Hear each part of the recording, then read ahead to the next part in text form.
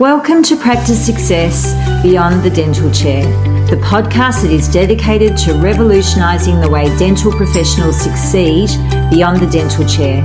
Join us for a unique blend of insightful interviews with industry experts and valuable tidbits of information to help you thrive in your dental specialist practice. In each 20-minute episode, we'll delve into a variety of topics, including HR, marketing, innovative techniques and systems, and AI to help you transform your practice and unlock its full potential. Whether you're a dentist or a specialist looking to enhance your practice, this podcast is your go-to resource for professional, personal, and profitable success.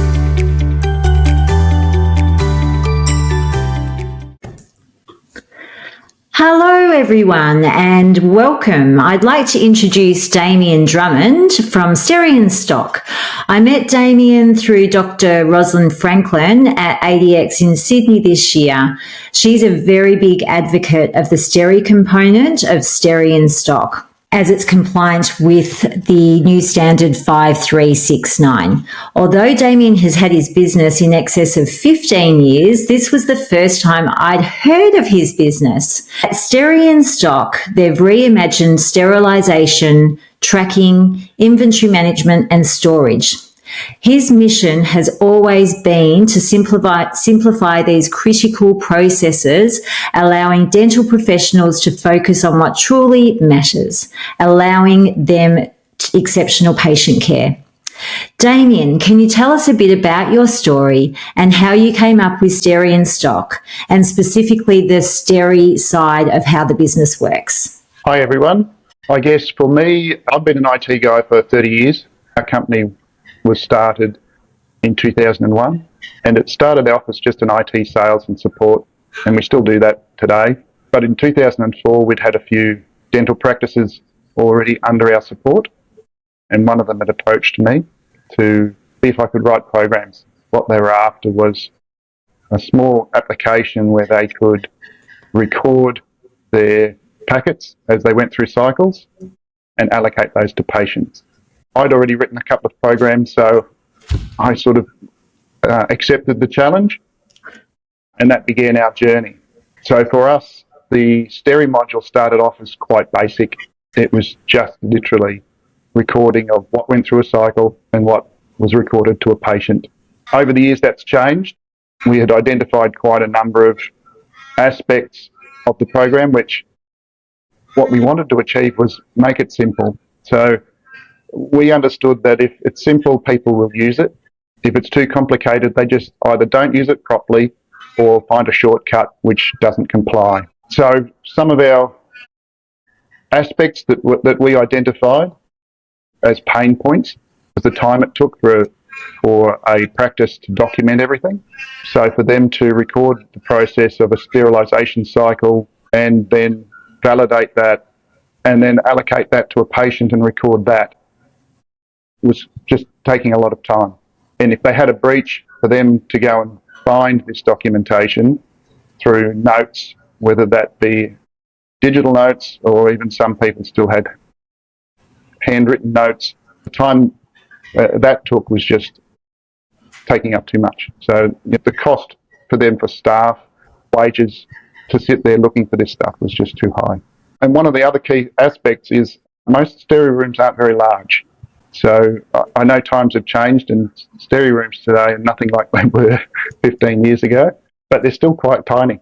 So for a lot of people, they don't have a computer or can't fit a computer. One of the things that we chose to do was to follow standards. So we introduced features to try and follow that. Early on, I knew nothing about sterilisation. And I would still argue today there's a lot I don't know about sterilisation.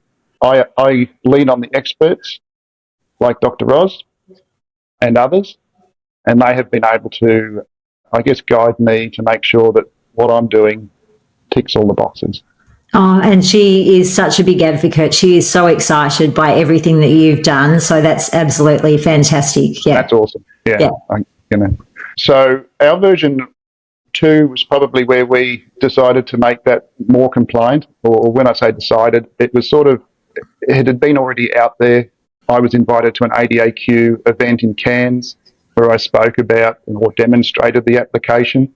And I was just fortunate enough to have two ladies there, Anne-Marie Ford and Kylie Galletta. They were running a business like what Ros does now, where they were helping people in their infection control. So they were able to help me get version 2 compliant and make sure that the features, which most of them were already there, they just needed a bit of tweaking, but they made sure the features complied. So some of the things that we wanted to achieve with the compliance was that they followed the standard as it was at the time, which was the 4815, that we used barcodes to make it easier so that nobody had to write anything down or type anything in, that the labels could be put on before and survive the cycle. So a lot of labels, a lot of people spoke to me early on that why don't you just use something like a Brother label printer or something like that. But they're all thermal, and what happens is if they get exposed to heat, they just turn black. And I understand that's one of the biggest things now with this new standard 5369 is that you must have the code on the outside of the packet before it goes into the autoclave. That's one of the big things. Is that right, Damien? And the reason for that, as explained to me and as outlined, is that unfortunately it's the few that spoil it for the many, and there would be some who have added things to cycles afterwards, claiming that they were, because they were just sitting in the clean space, so they must be clean. They decided that they added that to a cycle afterwards. Okay. Whereas if you're recording that beforehand, you've got no ability to add it later. So our system will lock that off so that they can't add anything after they've recorded it. So just walking us through the cycle of how it works, because obviously we're on a podcast and it's not a visual thing to be able to show. You talked about not needing a computer. So is it a scanner that you just have in the Steri room and then you put your instruments in the packet, put your barcode on, and then what happens? So with the software version of our program, there will be a need for some sort of computer in the Steri room. A lot of people have used over the years an all-in-one computer mounted on the wall, or a laptop or a tablet, because they're quite small. But the process that everybody goes through is where they clean the instruments, they put them in a bag, and then they record what they're tracking in a cycle.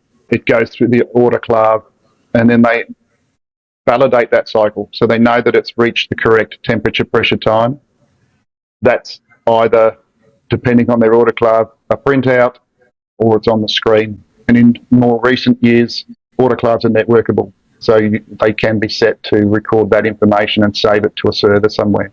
So for anybody who's been doing it for a long time, or they've done their certs, as far as a DA is concerned, they've already had a component of their study which touches on this, and they should be able to identify the temperature, pressure, time requirements, and if it's validated.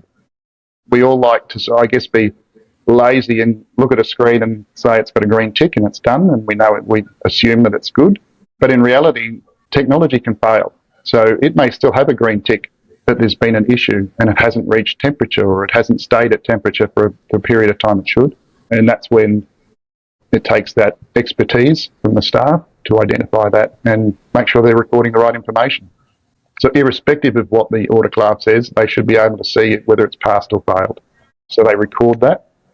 Now, some of the features we have is they can also take photos of their chemical indicators so that they can prove that there was a change. And the autoclaves that are networked, there are quite a number of them now that we can just open up or import their log files. So that temperature, pressure, time information is brought in. There's no need to type that. The start and finish times of the actual cycles are exactly what is on the autoclave, so they're easily identifiable. So if they did have to prove something, they've got the autoclave logs, they've got our data, they've got the person who's actually validated it. So they've got all these checks and balances to make sure that they've done it right. Excellent. And then when it goes into the patient, how is it put into the patient management system, or how is it assigned to the patient? How does that work, Damien? So for us, there's quite a number now of links or integrations that we have with practice management systems. That was one of the things we identified quite early on. The efficiency of it would be if they just clicked something. If they didn't have to type something or write something, it was going to be a lot better for them. And we were just fortunate. In version 1 is when we actually had the first links available.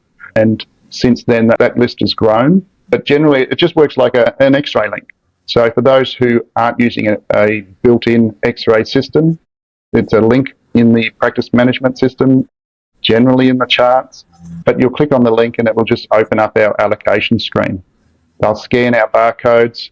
We use 2D barcodes, so it knows what is in that particular packet. So it's just, if there's 3 items to scan, it's 3 scans and hit the button to say assign.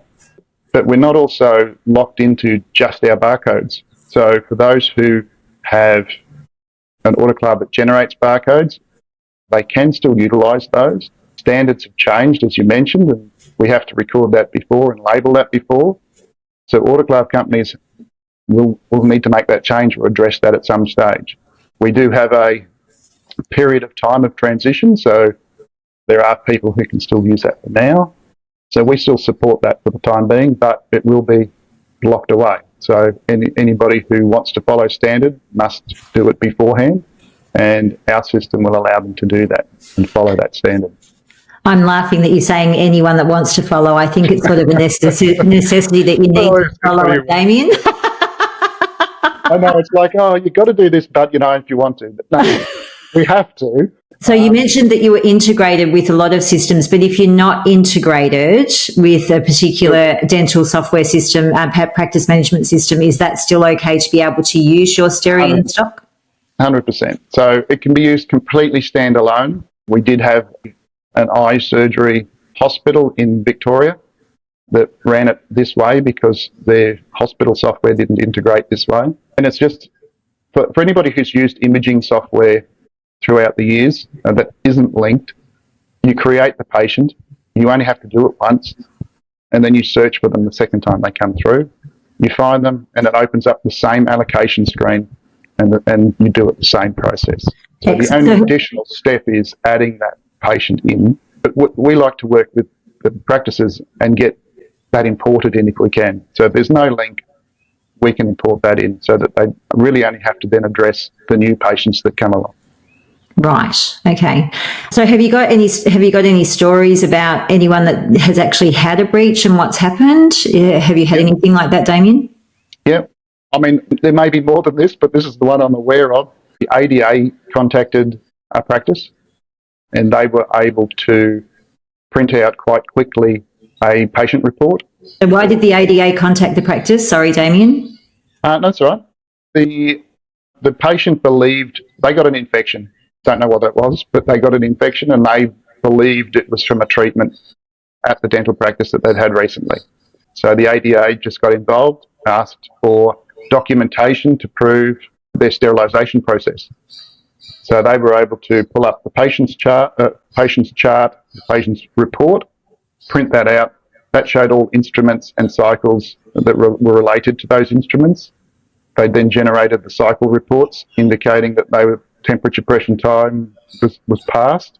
And they also then went one step further and used their test cycle report, which is their vacuum and helix tests, which they were doing daily, and printed those out for the same time period and sent that through to the ADA. The ADA was satisfied and they've never heard back since. So how amazing. Wherever that person got the infection, unfortunately, it wasn't the dentist and they had to find somewhere else.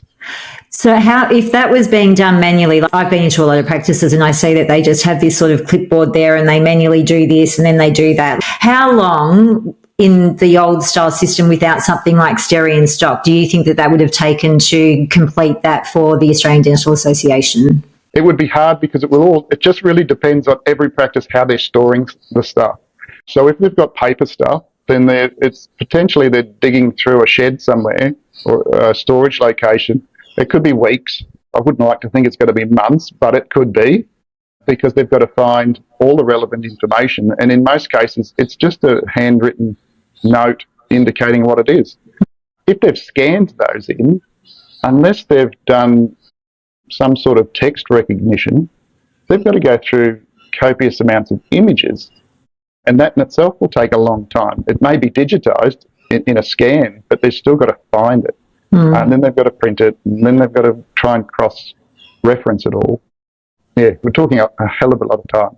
And that's what I love about it. People sort of think, oh, these technologies, they cost a lot of money, but the efficiencies that, and I don't really think Steri in stock, I think it's amazing. There's a one-off cost to get it. And the ongoing things is just the consumables with the labels, which I think is just amazing with what you can provide to dental practices. And the efficiencies of not just, I was actually in a practice the other week, and this girl had just started at this practice, and she said, oh, at the old practice we used Steri in stock. It's sort of like, what do you think is one thing that you would like to improve at the practice? And she'd only been there a short time, and she's just like, Steri. We had Steri in stock at the other practice, and she could see how labour intensive it was for her and the time taken to manually do everything from process to process. And she had seen how this had done it. Yeah, so for the one-off cost, I think it's just extraordinary with what you can do. And we saw way. the same thing at the recent ADX. The amount of people we spoke to, there were still a lot of people who are manually handwriting all this information down, and then they're either scanning it in or storing that paperwork somewhere.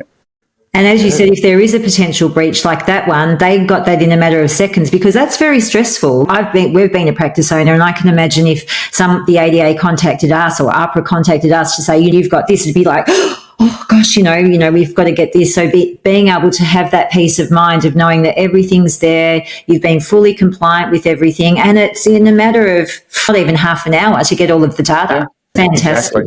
Exactly. Right. It's those checks and balances that you don't want to have, but you're glad you have it. Yes. And it's peace of mind. At the end of the day, the patient matters. You want to treat them and know that you're confident that what you're using on them is safe.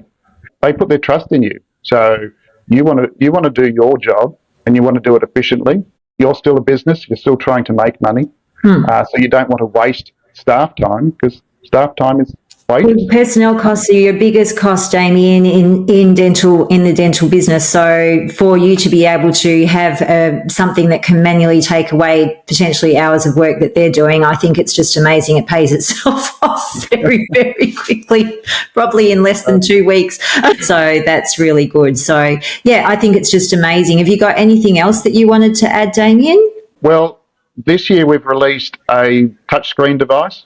I know Dr. Roz has seen this at ADX, and a few others did. Essentially, what we've done is taken our years of experience in what we've done in the software side of it, taken note of the lack of space in a Steri room, and added it all into a compact, all-in-one kiosk device that can be wall-mounted, can sit anywhere in the Steri room, touchscreen interface. So it's got everything that the features of the software has, but you've got it dedicated into one little box. Oh, that's amazing. So you don't have to worry about a computer. You don't have to worry about it taking up bench space. It can sit in the dirty side. So, it sort of ticks all those boxes to make it a lot easier. So we sell that as a bundle, and they can have your kiosk, a printer, scanner, and any of the licenses that they require to still integrate it. So it makes it a lot easier for them to start that process if they only have a small Steri room. Fantastic. And is it the training? How does that work, Damien? So we do all the training remotely. So the database gets set up initially by myself. So I request as much information from them as possible, and that's things like the order clubs, what they are, what their serial number is, who your staff are, the rooms, all your instruments. Are they loose instruments? Are they bagged instruments?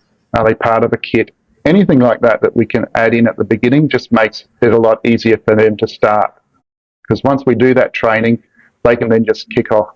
There's no additional stuff to do. And what sort of time frame do you think it would take to set up? The database, once I get that information, the database can be done in a matter of hours, if not a day, and then it's just scheduling a time that's suitable for the practice. So if they've bought a kiosk, we order that in and send it off. So that could be a couple of weeks, but during that time, they're sending me that information and I'm preparing the database. Oh, that's fantastic. That is so good. I love it. I love it that you're working with dental professionals, dental practice owners, and you're really making that efficient for, using your IT expertise, and it's growing and changing and evolving as things change within the dental industry as well. And that's why I'm wanting to share with the dental industry, people like you, because what you actually have done is just extraordinary. You've looked at the manual methods and recording sterilisation information. It's just so laborious, and you're looking to embrace a more efficient and eco-friendly solution. So it's a perfect way to record the test cycles, the sterilisation data, and to keep track of the instruments assigned to the patient. So I think it's just wonderful. We'll have to talk to you again, Damien, about the stock component of Steri in Stock in one of our future series. But for now, you can find information about Damien and Steri in Stock, including links to their work and social media profiles, in our episode description. So thank you so much, Damien, for coming onto our program. It's been a pleasure to speak to you. I think what you have to offer practices is amazing, and I wish you every future success. Thank you for having me. Thank you for allowing me to voice this. It's a pleasure. Thank you so much indeed. All right. Bye. In our next episode of Practice Success Beyond the Dental Chair, we're joined by Dr. Nimesh Patel, founder of The Huddle Book. If you want to optimise tasks and reminders, enhance team engagement, this episode is for you. Join us every second Saturday for insights into The Huddle Book and more on Practice Success Beyond the Dental Chair.